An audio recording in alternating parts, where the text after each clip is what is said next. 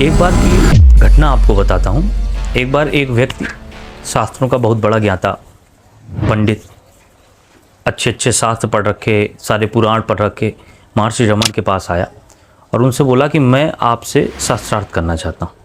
महर्षि रमन सीधे थे, उनका ज़्यादा दबाव यही था कि आप अपने को जानिए, आप मौन हो जाइए, आप मैं कौन हूँ इस पर फोकस करिए, ना कि किताबों में, ना कि शास्त्रों में, इन पर फोकस करिए, क्योंकि उनको पढ़कर आप पंडित बन सकते हैं, ज्ञानी नहीं बन सकते। लेकिन वो सज्जन आ गए, उन्होंने कहा कि मैं आपसे शास्त्रार्थ करना चाहता हूँ। महर्षि रमन ने कोई जवाब नहीं दिया, वो मौन रहे।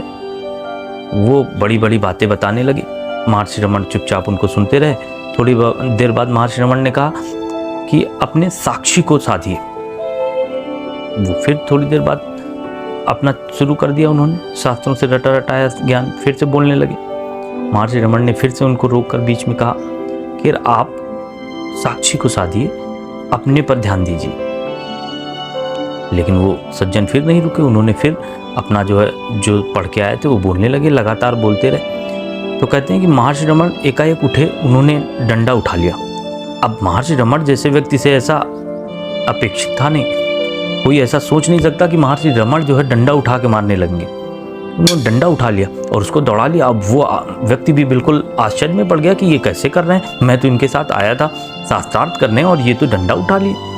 वो भागा और जैसे वो भागा तो फिर उन्होंने डंडा रखा और फिर से अपनी पूर्व कंडीशन में आ गए जैसे वो पहले थे। तो जो ज्ञानी हो जाते हैं, जो परम ज्ञानी हो जाते हैं, फिर उनके लिए शास्त्र मायने नहीं रखते, क्योंकि आप शास्त्र में क्या पढ़ेंगे? आप शास्त्र में वही पढ़ेंगे जो आपने अनुभव कर लिया है, और जो अनुभव कर लिया फिर उसी को पढ़ने की कोई ज़रूरत नहीं। एक व्यक्ति ऐसे ही आया और महर्षि से पूछने लगा कि महर्षि, मैं ध्यान कैसे करूं? तो महर्षि थोड़ी देर खामोश रहे। फिर महर्षि ने कहा कि आप क्या जानना चाहते हैं? उनका महर्षि, मैं अपने आप को जानना चाहता हूं। तो महर्षि ने कहा कि जो पूछ रहा है वही तुम हो। महर्षि भी अद्वैत वेदांत के समर्थक थे, महर्षि अद्वैत वेदांत को ही समर्थन देते थे और इस बात से उनके पता चलता है। उन्होंने कहा कि जो पूछ रहा है वही तुम हो। आज मैं आपको एक छोटी सी कहानी बताता हूँ महर्षि के जीवन की। महर्षि को ज्ञान कैसे प्राप्त हुआ? महर्षि जब बहुत छोटे थे, बचपन में, तो ये बहुत ज़्यादा वैसा धर्म की तरफ बहुत ज़्यादा उन्मुख नहीं थे, बहुत ज़्यादा जो है धार्मिक क्रियाकलाप या उसमें जो है लिप्त नहीं थे।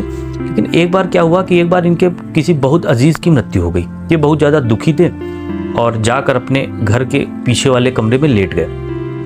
और जब लेट गए तो इनको ऐसा लगा कि अब जो है ये भी मर जाएंगे। तो उन्होंने कहा ठीक है, अब जब जीने का कोई मतलब नहीं रहा, क्योंकि हमारे अजीज़ ख़त्म ही हो गए, एक काम करते हैं, मर ही जाते हैं। और इन्होंने पूरा सपोर्ट किया, शरीर के साथ पूरा समर्थन दिया। और धीमे धीमे इन्होंने देखा कि शरीर अलग है और मैं अलग हूँ। वहीं से इनको आत्मज्ञान की प्राप्ति हुई और वहीं ये पहली बार जान पाए कि शरीर मैं नहीं हूँ। और इसी के बाद फिर कहते हैं कि ये अरुणाचल पहाड़ियों पर चले गए और वहीं पर फिर इन्होंने बाकी बचा हुआ जीवन काटा। अच्छा, महर्षि के जीवन की एक और प्रमुख घटना में से एक है, महर्षि को सुनने के लिए जानवर, जंगली जानवर, गाय, भैंस, कुत्ते भी आ जाते थे। मैं आपको एक घटना बताऊं तो आप समझ पाएंगे। महर्षि के जब भी प्रवचन देते थे महर्षि, वैसे तो ये बहुत कम बोलते थे, लेकिन जब जब प्रवचन देते थे तो एक गाय थी, लक्ष्मी नामक गाय, वो आकर हमेशा बैठ जाती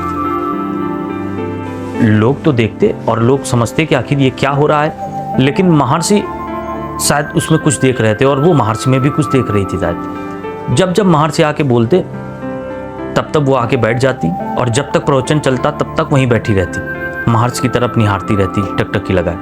और जब प्रवचन खत्म हो जाता तो वो उठ के फिर से अपने जंगल में या मालिक के पास चली जाती। कहते हैं महर्षि ने जब उसकी मृत्यु हुई तो महर्षि ने उसको पूरा एक संत की तरह दफनाया, एक बड़े संत की तरह उसको जो है श्रद्धांजलि दी, और देनी भी चाहिए क्योंकि वो जानवर अब इसके बाद मुक्त हो जाएगा। तो महर्षि के जीवन से हमें ये प्रेरणा मिलती है कि अगर आप देखेंगे तो बैठकर ध्यान करना या फिर आप किसी बड़े शास्त्र को पढ़कर कोई महान उन्नति, आध्यात्मिक उन्नति नहीं पा सकते। आपको आध्यात्मिक उन्नति पानी है तो आपके अंदर ये लालसा होनी चाहिए कि आप खुद को जानना चाहें। कई बार तो ऐसी भी घटनाएं हुई हैं कि पेड़ से एक सूखा पत्ता गिरा और लोगों को ध्यान लग गया एक जैन फकीर है, उसके जीवन की एक घटना मैं आपको बताता हूँ। वो लोगों से कहता था कि पेड़ के सूखे पत्तों को गिरते हुए देखो और ध्यान घट जाएगा।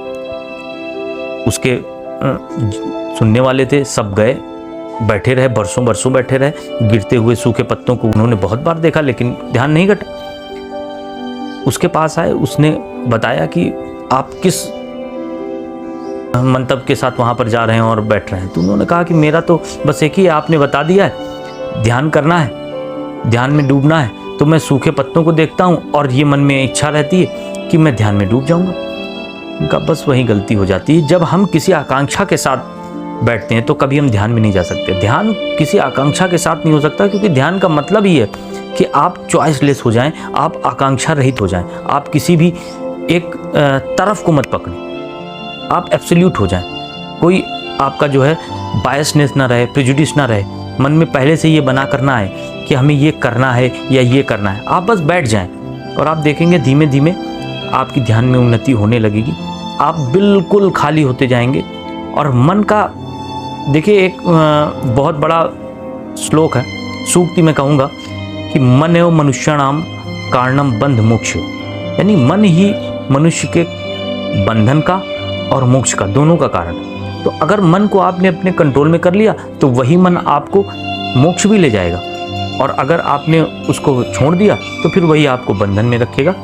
तो मैं ये समझता हूँ कि आप अगर मन पर कार्य करें और मन पर जो है अपने आप को जो है समर्पित कर दें, तो धीमे धीमे आप जान जाएंगे और धीमे धीमे एकाकार हो ही जाएगा आपका आपकी आत्मा के साथ।